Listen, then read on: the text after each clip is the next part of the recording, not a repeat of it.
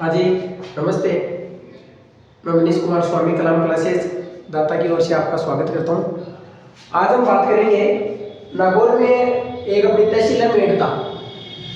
तो अपन मेड़ता की बात करेंगे। बताया जाता है कि शायद मेड़ता पे शुरू से ही भगवान कृष्ण जी का आशीर्वाद रहा है, और कृष्ण जी का आशीर्वाद मेड़ता पे नहीं अभी तो पूरे नागौर पे ही रहा है। एक बार की बात है कि हम मेड़ता के साथ थे जयमल मेड़ता।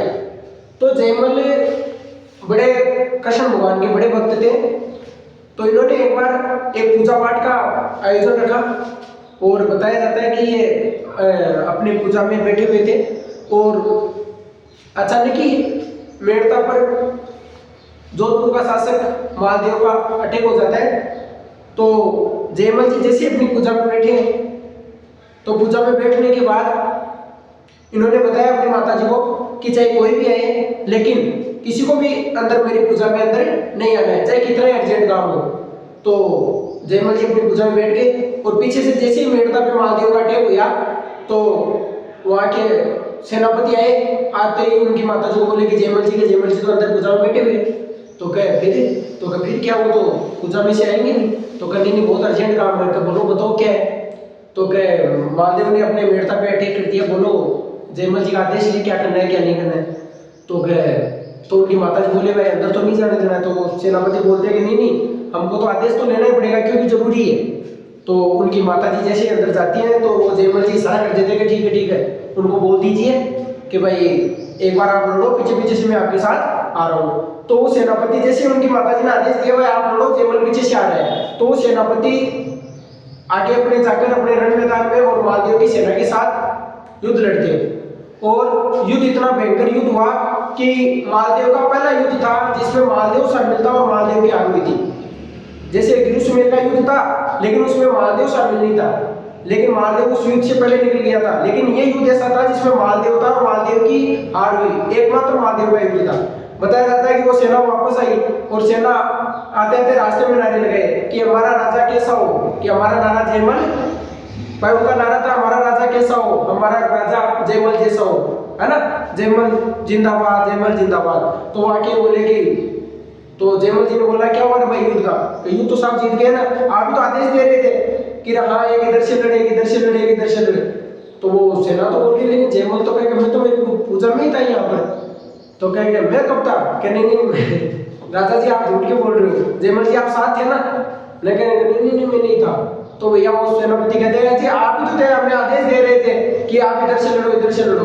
तो बताया जाता है कि जयमल को खुद को एहसास हुआ कि वास्तव मैं नहीं था वहां पर, मेरी जगह कृष्ण भगवान थे। तो वह जयमल जी तुरंत भाग दौड़कर आकर और उस मूर्ति के सामने आते हैं तो देखते हैं कि उस मूर्ति कृष्ण भगवान की मूर्ति पे एक पानी की बूंदे टपकती है और पसीना पसीना आ रहा है।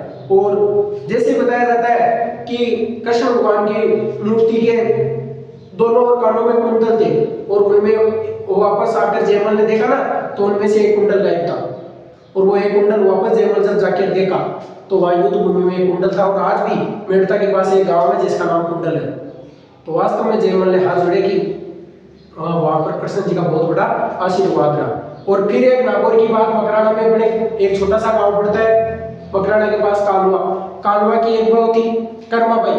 बताया जाता है कि शायद पूरे नागौर पे कृष्ण भगवान का हमेशा से ही हाथ रहा है। अब कर्माबाई थी, कर्माबाई के माता पिता थे, कर्माबाई समथिंग 10-11 साल की एक बालिका थी। उनके माता पिता एक बार तीर्थ यात्री का कर लेते हैं प्रोग्राम, तो वो कहते हैं कि हम बेटा एक यात्रा पे जाएंगे तो आप हमेशा एक काम करना, पहले सुबह जल्दी भोजन बनाकर और सबसे पहले कृष्ण भगवान को लगवाना, फिर लगाना, फिर आप खाना।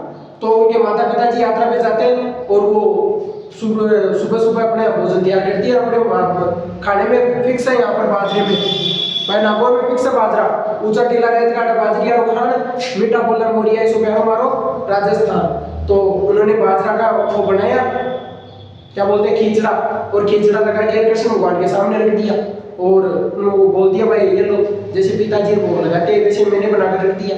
तो क्या मैं थोड़ा सा काम करके आती हूँ, आप खा लेना।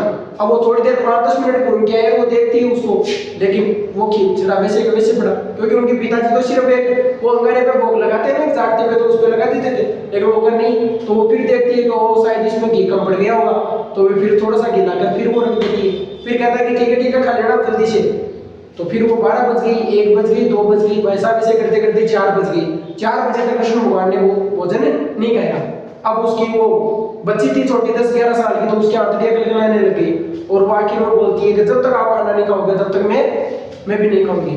तो भाई साहब कृष्ण भगवान ने सोचा कि ये बच्ची छोटी बच्ची है, मेरी वजह से मर जाएगी, तो कृष्ण भगवान आते हैं, उस दिन वो खिचड़ा खा लेते हैं। दूसरे दिन उसी प्रकार वो बनाती है, फिर कहती है कि कल वाले जितना टाइम मत लगा देना, आज तुरंत आ जाना, मैंने कल से ज्यादा घी डाल दिया इसमें। तो फिर वो घी डाल के आ जाती है। दूसरे दिन 12 बजे खा लिया, फिर तीसरे दिन खा लिया, चौथे दिन, 5वें दिन, 6वें दिन, 7वें दिन, 8वें दिन, और उसी प्रकार उनके माता पिता 9वें 10वें दिन आ जाते हैं। फिर कहते हैं कि महिलाओं की एक आदत होती है, आती है अपने रसोई में जाती है, अपना घी का वो डब्बा है वो संभालती है, तो वहां से घी पूरा गए।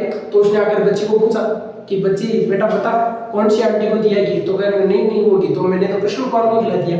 कि बेटा नहीं क्यों मजाक कर रहे हो आप मेरे से? तो कहनी मैंने तो खिला दिया, सच में खिला दिया।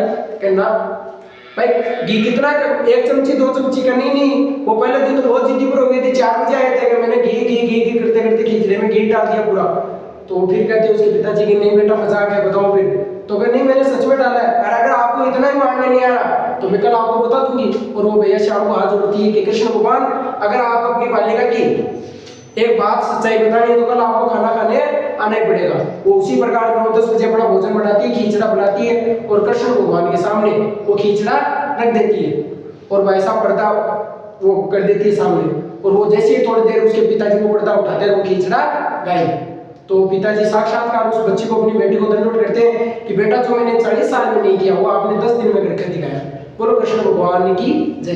तो शायद नागौर और मेड़ता, नागौर में अधिकतर पर भी कृष्ण भगवान का बहुत बड़ा हाथ है। जय हिंद।